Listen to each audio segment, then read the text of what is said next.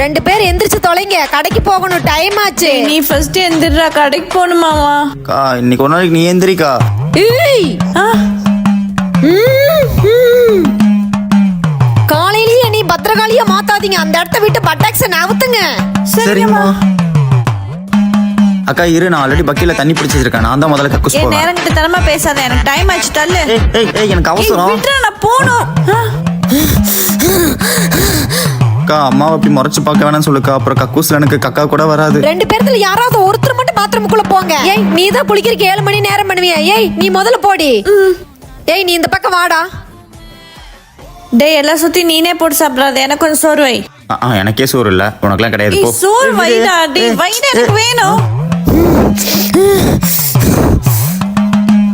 போச்சு பத்திரகாளி உங்கள ரிட்டர்ன்ஸ். மாதிரி பசங்க எல்லாம் பெத்ததுக்கு அம்மா அவங்க பத்திரகாளி இல்ல கொலகாரியா மாறணும். ஐயோ உங்களை